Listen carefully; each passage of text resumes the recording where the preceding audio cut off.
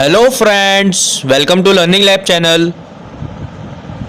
And friends, today we will discuss the thermal decomposition reaction. So let us see the definition of the thermal decomposition reaction. When a decomposition reaction is carried out by heating, okay, हमने decomposition reaction देखी थी, ठीक है, किस तरीके से decomposition reaction होती है इसकी पहले वाली वीडियो में। अगर नहीं देखी है तो आप वहाँ जाकर डिकम्पोजिशन रिएक्शन को सीख सकते हैं, ठीक है। तो डिकम्पोजिशन रिएक्शन को हम जब हीट करते हैं तो उसमें से जब हीट निकलती है उसको कहते हैं thermal decomposition reaction, okay, understand. So friends, let us see the activity to understand the thermal decomposition reaction, okay, understand. Then in the activity, first they take the test tube holder, okay, then they take boiling test tube, ठीक है, then उसके बाद lead nitrate लिया उन्होंने, ठीक है, lead nitrate, then एक burner है आपको दिख रहा होगा उसके नीचे।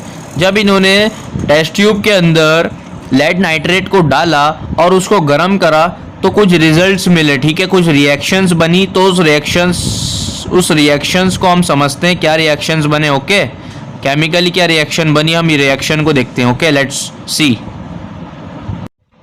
So friends, let us discuss the equation, okay. यहाँ पर आपको इक्वेशन देखने को मिल रही होगी। हमने जो एक्टिविटी अभी देखी थी वही एक्टिविटी की ये रिएक्शन है। बैलेंस्ड है 2Pb, Pb का मतलब क्या है, लेड नाइट्रेट, ओके। आपको क्या बन गया यहाँ पे 2Pb NO3 2 और S का मतलब क्या है, सॉलिड। तो यहाँ पर आपको मिल गया है लेड नाइट्रेट। और गाइस ये एक रिएक्टेंट है, तो रिएक्टेंट जब टूटता है, सब सिंगल प्रोडक्ट टूटता है तो कई सारी चीज़ों में टूटता है, इसलिए वो डिकम्पोजिशन रिएक्शन है। और हीट भी निकल रही है, इसके साथ साथ ऑक्सीजन निकल रहा है, ठीक है, ऑक्सीजन गैस निकल रही है, रिलीज हो रही है, तो ये थर्मल डिकम्पोजिशन रिएक्शन होगा, ठीक है। तो यार गाइस आप समझ गए होंगे इस रिएक्शन को, ओके। इस इक्वेशन को आप अच्छे से आपके माइंड में समझ में आ गया होगा, आपको ईजी है, ओके। सो गाइज आपको एक रिएक्शन और दिख रही होगी यहाँ पर 2AgCl, मतलब क्या है, सिल्वर और सिल्वर क्लोराइड है, ओके। सिल्वर क्लोराइड एक सिंगल प्रोडक्ट है, ठीक है, सिंगल प्रोडक्ट। और इसको रिएक्ट कराया सनलाइट के प्रेजेंस में तो ये दो भाग में टूट गया।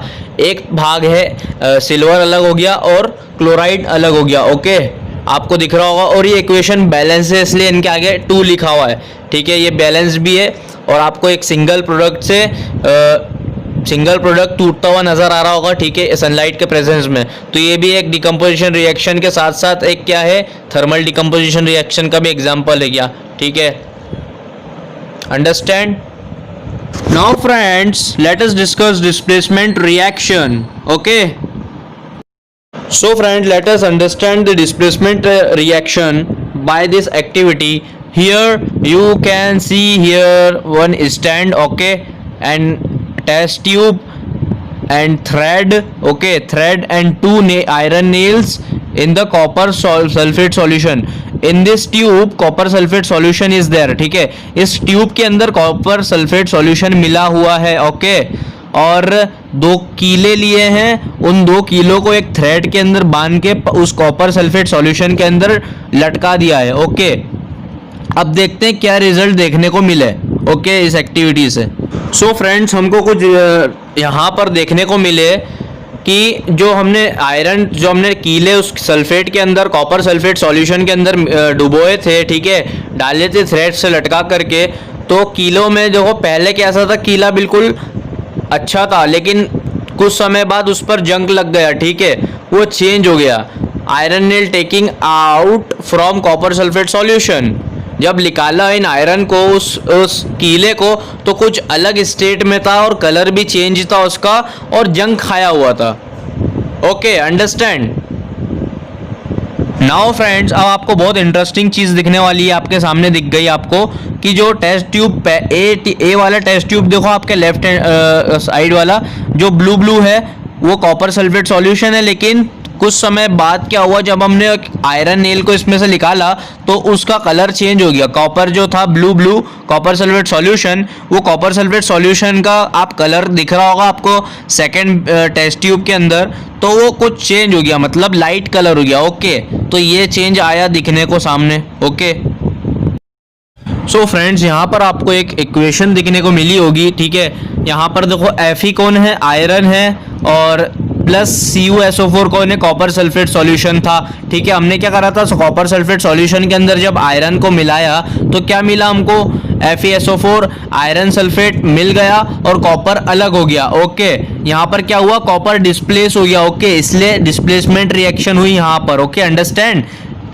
यहाँ पर क्या हुआ, जो कॉपर है वो डिस्प्लेस हो गया है, और जो आयरन कॉपर के साथ में क्या था, कॉपर सल्फेट सॉल्यूशन से हमने आयरन को मिलाया था, Fe को मिलाया था कॉपर सल्फेट सॉल्यूशन में, लेकिन रिएक्शन होने के बाद आयरन के पास में आ गया सल्फेट, ठीक है, और कॉपर डिस्प्लेस हो गया, कॉपर हट गया वहां से, आयरन ने कॉपर को हटा दिया, डिस्प्लेस कर दिया। Understand. Now friends, let us discuss the definition of the displacement reaction.